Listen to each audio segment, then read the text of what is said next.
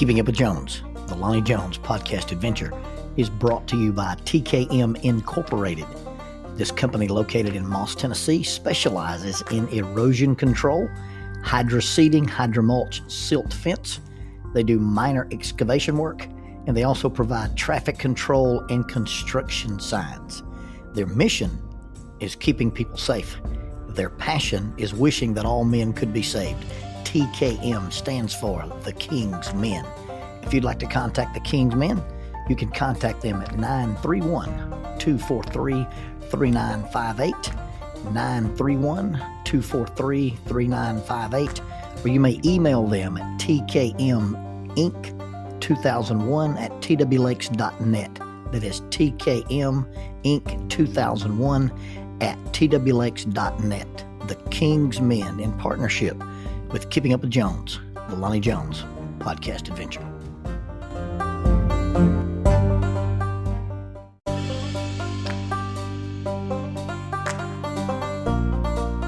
SJ&L General Contractor is a full construction company that primarily focuses on civil construction and asphalt sales in the Huntsville and Fayetteville regions. Services they provide include, but are not limited to, road construction, asphalt material, underground utilities, site work, and demolition. They employ heavy equipment operators, concrete finishers, pipe layers, and CDL dump truck drivers. If you would like for this company to work for you on your project, or if you'd like to work for them as an employee of this family-owned business, you can contact them at 931-433-4660. That is 931-433-4660, or 3W's and a dot, sjnl.com. That's www.sjnl.com. SJ&L General Contractor is a sponsor of Keeping Up with Jones, the Lonnie Jones podcast adventure.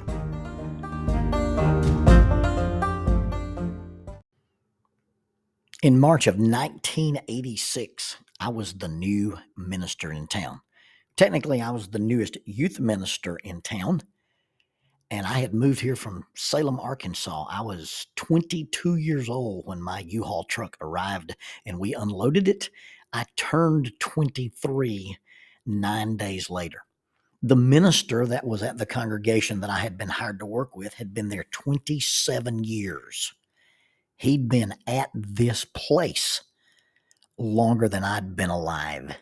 He was a venerated and venerable senior minister. And I'd been hired onto the staff to work with this old gentleman. Now, they were looking for a guy to replace him, and my dear friend Tim Oberson would move here in June of that same year. But this is even before Tim came to town. So I'm this bright, shiny new youth minister. The ink is barely dry on my wedding certificate, and I've moved my young bride to a town of 200,000 people from a town of 1,700 people. At my age now, I really appreciate the differences in our ages back then. I remember one Sunday morning, Tim was out of town and I was out of town, and Brother Davidson came back into the pulpit, and he got up to speak, and his opening remark was, "Well, the boys are out of town today." And I guess when I heard that on the recording, I might have had my feelings hurt. But when you consider that this gentleman had been preaching longer than I'd been alive, and he had grown children older than me, I could see how he would just consider me just another one of the boys in his life. One Sunday morning, I got to preach, and I got a little carried away with my preparation, and I preached a little overtime, and JC got up to make the closing announcements, and he says, "Well, Brother Lonzo, in order for a sermon to be immortal, it does not need to be eternal." And I'm sitting at the office one morning, and Brother J.C. Davison, in his deep baritone voice, would come down the hall. "Lonnie, my boy, let's go get some coffee." I was ashamed to tell the man that at my tender age of 23 years old, I did not drink coffee. I drank Diet Cokes. But he wanted me to go out and go get some coffee, and we drive down to this ramshackle looking building on North Parkway. And this is before there were overpasses on the Parkway. And this little storefront with a sign out front called Corman's Bakery. Corman's Bakery had been reported to be have signs out front that would say things like "Eat at Corman's, 10,000 flies cannot be wrong," or he was right across the street from the funeral home, and it was "Eat at Corman's and be prepared to go across the street." So we walk into this old donut, coffee, breakfast shop thing. We walk in, there's a low counter with some stools, and then there's tables and booths. And we go to a booth in the corner, and there's a sign over the booth that says Liar's Table. Brother Davidson walked in, grabbed the sign, flipped it around, and in handwritten letters it said Preachers. And so we turned the Liar's Table into the Preacher's Table. And me being young and not having to worry about such things in those days, I ordered some donuts and a chocolate milk. JC ordered some kind of a bagel or something and some coffee. And we're sitting there and just kind of getting to know each other and talking. And all of a sudden, JC just yells uncharacteristically to this kind, gentle man with this baritone voice. He yells, Coleman, I need some more coffee. And I was a little taken aback by what seemed to me the rudeness of the thing. Well, out of the metal swinging doors comes this gentleman who's a step away from being a zombie. I have no idea how old this dude was. And he's walking, and the walk that he's doing, Tim Conway's Mr. Tudball would run circles around this dude. He's in a white uniform with a white apron. He's got a white paper cap on, and he's got one of those silver metal coffee pots, the round kind. And he's holding it in one hand, and he's shaking. And I don't know if he's shaking from some kind of disease or just the fact that he's that old and that weak. And here he comes shuffling across the floor, and this coffee pot is wiggling. I don't know how. It's unbelievable how he kept a grip on the thing. And I'm thinking to myself, there is no way this ends good. He better pull that cup across the table to try to pour. And he gets up to the table, and he reaches across me to pour coffee across the table for Brother Davison, and he drops this coffee pot. Now, I'd like to admit right now that I still had my cat-like reflexes. I still pretended to be Spider-Man on some occasions, and I moved from a seated position in this bench to crouching in the windowsill with my arms pressed inside to get away from that coffee. I don't know how I moved that fast. I can't move that fast now. I couldn't move that fast actually then, but something in my self-preservation caused me to get in gear and get up there. Well, J.C. Davison is laughing so hard he is crying. He's bowing his head on the table. He leans his head back and is giving a Jerry Clower, oh, and he's wiping his eyes. Corman's banging on the table. The coffee pot's empty. And they drop it on everybody that comes in the first time they're there. Well, I'm their victim, and he's dropped this coffee pot in my lap. And I'll have to say, it was a pretty good prank. I've seen him do things. Coach Dugan was in there one time with a bunch of basketball players, and Corman comes out of the back, and he's got a funnel stuck in his trousers. He's holding his head back, and he's got a quarter pinned to his head. He moves his hand and dips his head to try to make the quarter fall into the funnel, and it misses. And he'll stomp and cuss and pick the quarter up, and he's walking around the lobby of this donut place trying to drop this quarter into this funnel. And finally, one of the young basketball players said, "Hey, dude, what are you doing?" "I'm trying to get this blankety blank quarter to fall in this funnel." Well, the young man says, "Give it here." He grabs the funnel from Coleman, sticks the funnel into the front of his shorts, leans his head back, and when he leans his head back, Coleman reaches and grabs a pitcher of ice water and pours it in the funnel down the young man's shorts. That's the kind of character that was running and working at Coleman's Bakery. He had some kind of a weird trap in this box that was covered in mesh, but also had some cloth over it. He said it was his mongoose cage. And of course, if you mess with the mongoose cage, there's a spring-loaded door that pops out and throws this fur tail at you. And I've seen that place cleared out when the mongoose got loose. So Corman treats his customers with this kind of disrespect, but this gentle teasing. Since he dropped the coffee pot in my lap, I would call him every April Fool's Day. And he would answer the phone, Corn's Bakery. And I would say, yes, I'm wondering, do you have chicken legs? And he would say, yes, we do. And then I would say, well, how do you sit down? And he would start cussing and I would hang up. And I called him every year on April Fool's Day till he went out of business, until he died, and asked him if he had chicken legs to pay him back for my coffee fiasco. Isn't it funny how an empty threat, and that was it. I saw the coffee pot.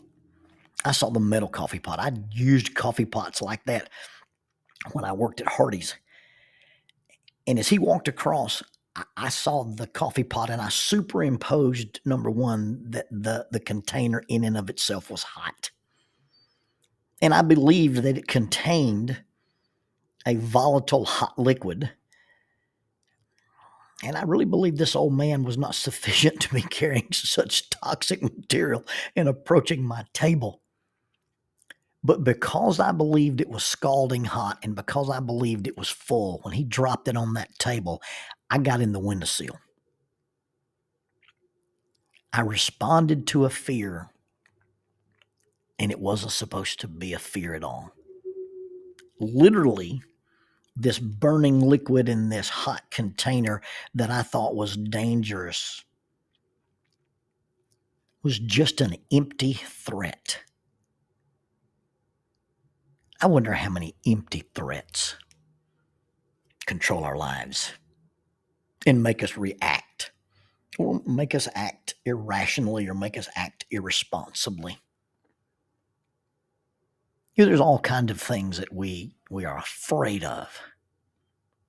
Not being popular, our success not looking like somebody else's success, our kids not measuring up to other people's kids, our marriage not measuring up to other people's marriages, our spirituality not looking like somebody else's, and we end up reacting. We end up overreacting. We end up doing things that make us look absolutely foolish. And it's all because we've responded to an empty threat. Courage is not being afraid. If you've never been afraid, you've just never done much. If you've never been afraid, you've never been outside very long. Someone who tells you that they are afraid of nothing is not a mentally stable person. Truly courageous people understand the danger and intentionally expose themselves to it using risk management, using training, using professionalism, using some kind of inoculation that says, I don't let my fear control me. I control how I respond to my fear.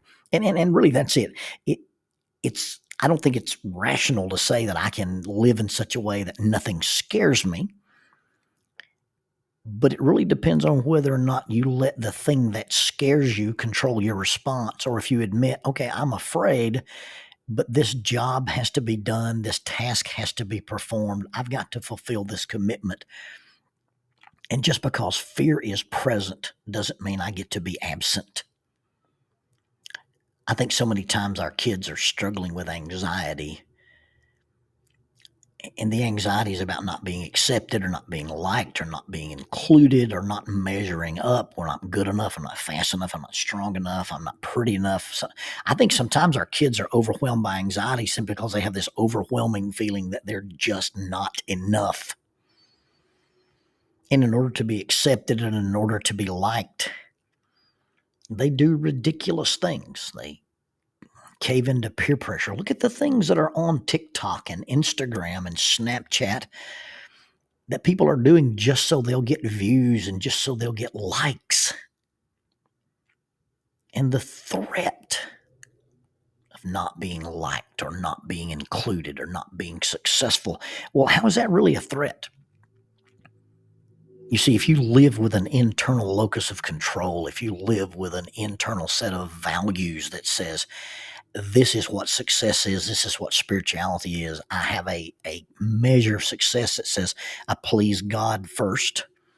And in my personal mantra, my number one responsibility on this planet is to God. My number one responsibility to God is my family. And everybody else really just gets to take a number. Well, to a lot of people, that doesn't sound like or look like success. Well, they don't get to vote. But if we live our lives responding to these perceptions of failure, if we live our lives reacting to what happens when the world approaches us and drops this thing in our lap, in the end, being successful according to the world, being popular according to the world, being powerful according to the world, if we live our lives reacting to those things when the world shows up and drops it in our lap, if you look back on your life and realize you've been controlled by your reaction to those things, you may realize you've only responded. You've reacted, you overreacted, and you've been controlled. Controlled. But not just controlled, but manipulated. I was manipulated and controlled by a threat, and it was an empty threat. It was an empty coffee pot. And to add insult to injury, I knew that when I walked into the store and we sat down at the booth, the table that we sat at was the liar's table. Zach Williams sings these words. When he told you you're not good enough, when he told you you're not right, when he told you you're not strong enough to put up a good fight, when he told you you're not worthy, when he told you you're not loved, when he told you you're not beautiful and that you'll never be enough, when he told you you were troubled, you'll forever be alone, when he told you you should run away, you'll never find a home, when he told you you were dirty and that you should forever be ashamed, when he told you you could be the one that grace could never change. Well, fear. He is a liar. He will take your breath, stop you in your steps. Fear, he is a liar. He will rob your rest, steal your happiness. Cast your fear into the fire, because fear, he is a liar. And I will add that his threats are empty.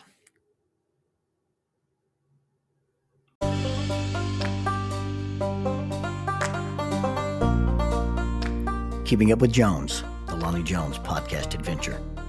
I am your host, Lonnie Jones. My wife Jackie and I moved to the city of Huntsville in 1986 for me to be a youth and family minister. I have been a minister since 1980. I have served in this community as a police chaplain assigned to a SWAT team since 1992, and I've been in private practice as a licensed professional counselor since 1998. I'm also an adventure educator and an avid outdoorsman. I dabble in rock climbing and I goof around with Brazilian Jiu-Jitsu. Our life has been full of many wonderful experiences and some just outright adventures. I used to write about those things in a little church bulletin article. So now instead of asking you to read those things, we're just going to talk about them in our podcast. And as we talk about them, we're going to talk about the facts. The facts lead to concepts, and the concepts lead to application.